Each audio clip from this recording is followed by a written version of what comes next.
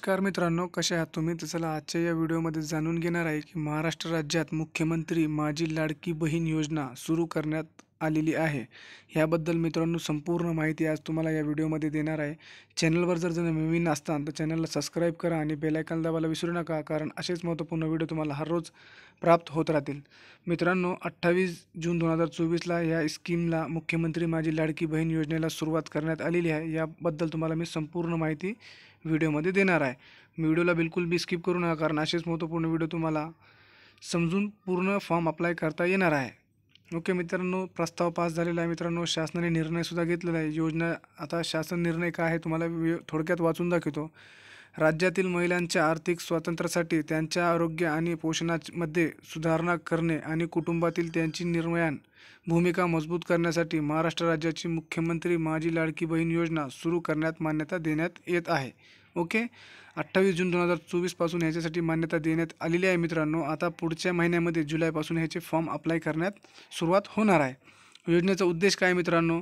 राज्यातील महिला व मुलींना पुरेशी सोयी सुविधा उपलब्ध करून रोजगार निर्मितीसह चालन देणे, त्यांचे आर्थिक सामाजिक पुनर्वसन करणे, राज्यातील महिला स्वावलंबी आत्मनिर्भर करणे. ओके, चौथा मुद्दा मित्रांनो, राज्यातील महिलांना व मुलींना सशक्त करण्यासाठी चालना मिळणे, महिला आणि त्यांच्यावर अवलंबून असलेल्या मुलांना आरोग्य आणि पोषण स्थिती सुधारणे. या पाच विषयावर योजनेचे उद्देश केले आहे. मित्रांनो, आता योजनेचे स्वरूप काय मित्रांनो?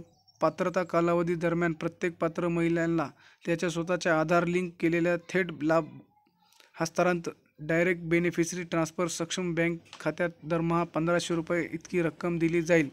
तसेच केंद्र राज्य शासनाच्या अन्य आर्थिक लाभाचा योजनेद्वारे 1500 रुपयेपेक्षा कमी लाभ घेत असलेले तर फरकाची रक्कम या योजनेद्वारे पात्र महिलेस देण्यात येईल. ओके मित्रांनो, स्वरूपसुद्धा तुम्ही समजून घ्या. जर व्हिडिओ माझं तुम्हाला जर समजत नसेल तर व्हिडिओला स्किप करा. मी डिस्क्रिप्शनमध्ये GR पण दिलेलं आहे, तुम्ही GR पण डाउनलोड करून पूर्णपणे निवांतपणे वाचू शकता. पण व्हिडिओला पूर्ण एंडपासून बघा, कारण पुढं मी तुम्हाला जे समजून सांगणार आहे ते खूप महत्त्वाचं आहे. ओके, योजनेचे लाभार्थी महाराष्ट्र राज्यातील 21 ते 60 या वर्षातील वयोगटातील विवाहित, विधवा, घटस्फोटित, परित्यक्त आणि निराधार महिला. ही सर्व महिला जी आहे मित्रांनो 21 ते 60 वयोगटातील ही फॉर्मला अप्लाय करू शकतात. योजनेचा लाभार्थीचं पात्रता काय मित्रांनो? लाभार्थी महिला महाराष्ट्र राज्याचे रहिवासी असणे आवश्यक आहे. ओके, 2 नंबरचं काय? राज्यातील विवाहित, विधवा, घटस्फोटित, परित्यक्त आणि निर्धारित महिला असणे खूप गरजेचं आहे. किमान वयाची अट 21 वर्ष पूर्ण व कमाल वयाची 60 वर्ष पूर्ण होईपर्यंत. ओके, ही जी वयाची अटसुद्धा आहे मित्रांनो. सदर योजनेअंतर्गत लाभ घेण्यासाठी अर्ज करणाऱ्या लाभार्थ्याचे बँक खाते असणे आवश्यक आहे आणि तुमच्या आधारला बँक हीच लिंक असणे खूप गरजेचं आहे. ओके, ही एक मुद्दा लक्षात ठेवा. लाभार्थी कुटुंबाचे वार्षिक उत्पन्न रक्कम 2.50 लाखापेक्षा जास्त नसावे. ओके, ही 2.50 लाख म्हणजे 2.5 लाखापेक्षा तुमचं उत्पन्न कमी असावं, तेव्हाच तुम्हाला ह्या योजनेचा लाभ घेता येणार आहे. तर अपात्र म्हणजे काय? म्हणजे कोण ह्याला सहभाग घेऊ शकत नाही या योजनेचा? ज्यांच्या कुटुंबाचे एकत्रित वार्षिक उत्पन्न 2 म्हणजे 2.5 लाखापेक्षा अधिक आहे ते ही योजनेला लाभ घेऊ शकत नाही. ज्यांच्या कुटुंबातील सदर आयकरदार आहे म्हणजे इन्कम टॅक्स जर भरत असेल त्यालाही या योजनेचा लाभ भेटणार नाही. ज्यांच्या कुटुंबातील सदस्य निमित्त कायम कर्मचारी, कटांतरित कर्मचारी म्हणून सरकारी विभाग, उपक्रम, मंडळ, भारत सरकार किंवा राज्य सरकारच्या स्थायी संस्थेमध्ये कार्यरत आहेत किंवा सेवानिवृत्तीनंतर निवृत्ती वेतन घेत आहेत, परंतु बाह्य यंत्रणाद्वारे कार्यरत असलेल्या तथा स्वातंत्र्य सैनिक, कामगार आणि कर्मचारी पात्र ठरणार नाहीत. ओके, स्वातंत्र्य सैनिक वगैरे ही समजा मित्रांनो, मी जी सांगतो नीट ऐकून घ्या. व्हिडिओला जर कळत नसेल तर वापस एकदा बॅक घेऊन थोडं अजून लक्षपूर्वक ऐका. सदर लाभार्थीची महिलेने शासनाच्या इतर विभागात मार्फत राबविण्यात येणाऱ्या आर्थिक योजनेद्वारे 1500 रुपयापेक्षा जास्त लाभ घेतला असेल, ज्यांच्या कुटुंबातील सदस्य विद्यमान किंवा माजी खासदार, आमदार आहे, ज्यांच्या कुटुंबातील सदस्य भारत सरकार किंवा राज्य सरकारच्या बोर्ड, कॉर्पोरेशन, बोर्ड, उपक्रमा अध्यक्ष, उपाध्यक्ष, संचालक, सदस्य आहे, ह्यांनासुद्धा मित्रांनो ह्या योजनेचा लाभ भेटणार नाही. ज्यांच्याकडे 4 चाकी वाहने, ट्रॅक्टर, वळगुण त्यांच्या कुटुंबातील सदस्यांच्या नावावर नोंदणीकृत आहेत. म्हणजे ज्या व्यक्तीच्या नावावर जर मित्रांनो 4 चाकी वाहने आहे, ट्रक, असे मोठे मोठे वाहन जी आहे, त्यांनासुद्धा या योजनेचा लाभ भेटणार नाही. ही खूप महत्त्वाचा मुद्दा आहे मित्रांनो. आपल्या गावातील लोकांना ही व्यवस्थित समजून सांगा, नाहीतर मग एक फॉर्म भरते त्याच्यामुळं सर्व महिला त्याच्या पाठीमागं फॉर्म भरतात. ओके, फॉर्म भरणारा जी आहे ती मित्रांनो 100-50 रुपये घेत असतो. त्याच्यासाठी तुमचे फुकट पैसे वाया जाऊ नये ह्याच्यासाठी मित्रांनो व्हिडिओला सविस्तर आणि थोडं लक्ष देऊन ऐका. सदर योजनेचा पात्रता व अपात्रता निकषामध्ये सुधारणा करण्याची आवश्यकता असल्यास नियोजन व वित्त विभागाचे अभिप्राय घेऊन शासन मान्यतेने कार्यवाही करण्यात येईल. म्हणजे जर ह्या सुधारणेमध्ये जर योजनेमध्ये काही सुधारणा करायची असेल तर तुम्ही या योजनेत जर सुधारणा करायची असेल तर शासन या योजनेला सुद्धा करू शकतो. ओके, आता वरी जर स्क्रोल केल्यानंतर मित्रांनो 6 नंबरचा मुद्दा आहे. सदर योजनेमध्ये लाभ मिळवण्याकरिता खालीलप्रमाणे कागदपत्र सादर करणे आवश्यक राहील. ओके, आता कागदपत्र कोणते लागणार आहे. 1 नंबरचा योजनेचा लाभार्थी ऑनलाईन अर्ज, म्हणजे या योजनेचा जर ऑनलाईन अर्ज करणे खूप गरजेचं आहे, त्याच्याशिवाय तुम्हाला फॉर्मच भरता येणार नाही. 2 नंबरचा लाभार्थ्याचे आधार कार्ड असणे गरजेचं आहे. 3 नंबर महाराष्ट्र राज्याचे अधिवास प्रमाणपत्र म्हणजे डोमसाईल सर्टिफिकेट किंवा रहिवासी सर्टिफिकेट, जन्म दाखला किंवा इतके डॉक्युमेंट्स असणे गरजेचं आहे. 4 नंबरचा सक्षम प्राधिकारी यांनी दिलेल्या कुटुंब प्रमुखाचा उत्पन्न दाखला, वार्षिक उत्पन्न 2.5 लाखापेक्षा कमी असणे. 5 नंबरचं मित्रांनो बँक खात्याचे पासबुक पहिल्या पानाची छायाप्रती म्हणजे पहिल्या पासबुकचं झेरॉक्स क्लिअर एकदम. 6 नंबरचं पासपोर्ट आकाराचा photo. 7 number ration card. 8 number सदर योजनेचा अटी शर्ती पालन करण्याबाबतचे हमीपत्र. ओके, आता लाभार्थी निवड ही फॉर्म कुठं भेटणार आहे मित्रांनो, तर आपल्या डिस्क्रिप्शनमध्ये हे फॉर्म दिलेला आहे, तुम्हाला इथून डाउनलोड करून घेऊ शकतात. किंवा जर तुम्हाला समजत नसेल एखाद्या झेरॉक्स सेंटरवर जावा, तिथून तुम्हाला ह्या फॉर्मचे प्रिंटआउटसुद्धा भेटणार आहे. ओके, लाभार्थीची निवड कशी करण्यात येणार आहे मित्रांनो. मुख्यमंत्री माझी लाडकी बहीण योजनेचा लाभार्थीचे पात्र अंगणवाडी सेविका, कार्यवेक्षिका, मुख्य सेविका, सेतू सुविधा केंद्र, ग्रामपंचायत ग्रामसेवक, वार्ड अधिकारी यांनी खातरजमा करून ऑनलाईन प्रमाणित केल्यानंतर लाभार्थ्याचा अर्ज सक्षम अधिकारी यांच्याकडे सादर करावा. सक्षम अधिकारी यांनी या कामकाजावर नियंत्रण ठेवावे. त्यानुसार सदर योजनेकरिता अंगणवाडी सेविका, पर्यवेक्षिका, मुख्य सेविका, सेतू सुविधा केंद्र, ग्रामपंचायत ग्रामसेवक, वार्ड अधिकारी व सक्षम अधिकारी यांच्या जबाबदाऱ्या खालीलप्रमाणे निश्चित करण्यात येत आहे. म्हणजे ही मित्रांनो जी जबाबदारी आहे मित्रांनो ते जे आपण जिथं फॉर्म दाखल करणार आहे त्यांच्यासाठी आहे मित्रांनो. आता नियंत्रण अधिकारी, योजनेचे कार्यपद्धती, अर्ज करण्याची पद्धत. आता ही 9 नंबरचा मुद्दा बघू मित्रांनो. योजनेचे कार्यपद्धती म्हणजे त्याच्यामधले अर्ज करण्याची पद्धत. योजनेचे अर्ज पोर्टल मोबाईल ॲपद्वारे, सेतू सुविधा केंद्राद्वारे ऑनलाईन भरणे जाऊ शकतात.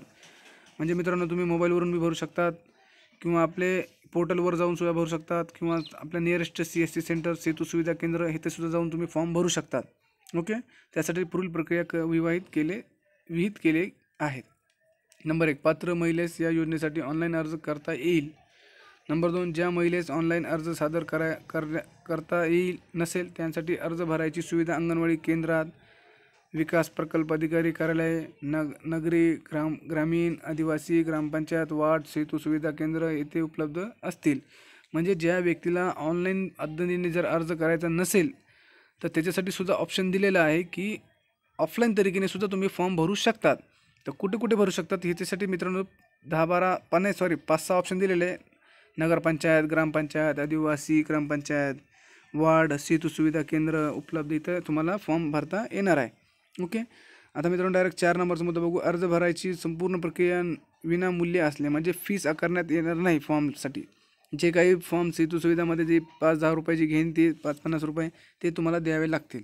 अर्जदार महिलेने स्वतः उपरोक्त ठिकाणी उपस्थित राहावे आवश्यक असेल, जेणेकरून तिचा थेट फोटो काढता येईल आणि EKYC करता येईल. याच्यासाठी महिलेने खालील माहिती आणणे आवश्यक आहे. कुटुंबाचे प्रमुख ओळखपत्र, रेशन कार्ड, स्वतःचे आधार कार्ड.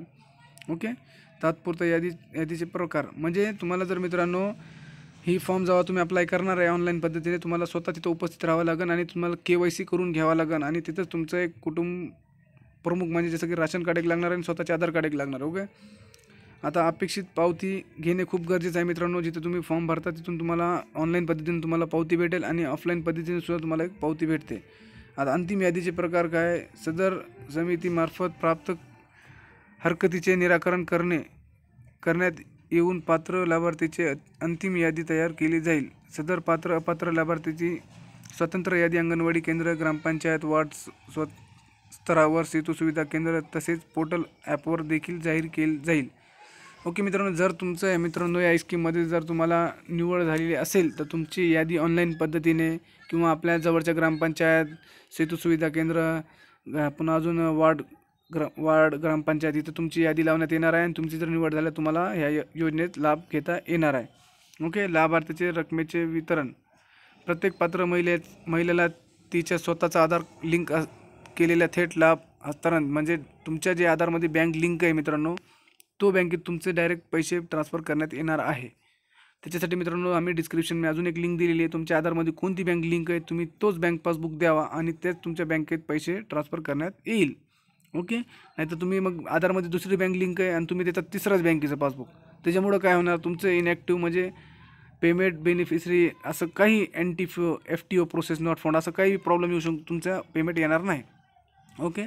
आता मित्रांनो योजनेची प्रसिद्धी, सदर योजनेची प्रसिद्ध जिल्हा कार्यालय अधिकारी, जिल्हा परिषद नोडल अधिकारी तसेच जिल्हा महिला बाल विकास अधिकारी यांच्या संबंधित जिल्हा माहिती अधिकारी यांच्या समन्वयाने करावी. तसेच गाव पातळीवर होणाऱ्या ग्रामसभा महिला सभामध्ये सदर योजनेबाबत व्यापक प्रसिद्धी देण्यात यावी.